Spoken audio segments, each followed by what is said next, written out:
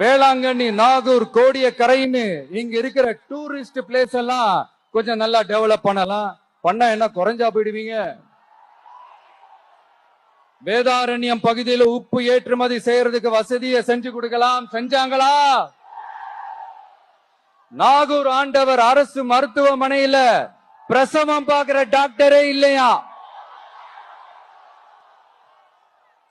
நாகப்பட்டினம் புது பஸ் ஸ்டாண்டையாவது சுத்தமா சுகாதாரமா வச்சுக்கிறாங்களா?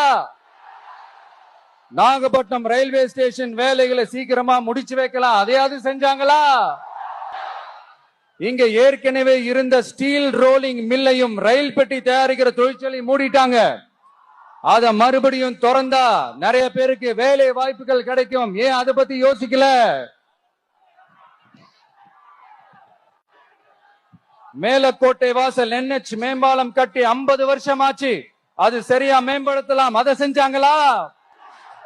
Thanjavur to Nagapattinam NH road வேலை பல வருஷமா நடக்குது, இன்னும் முடிச்ச பாடே காணும். அதை வேகப்படுத்தி முடிச்சிருக்கலாம், அதையாவது செஞ்சாங்களா?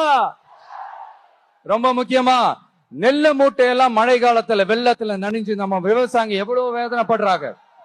அதுக்கு சரியான ஒரு குடவுன் கட்டி தரலாம், அதையாவது கட்டி தந்தாங்களா?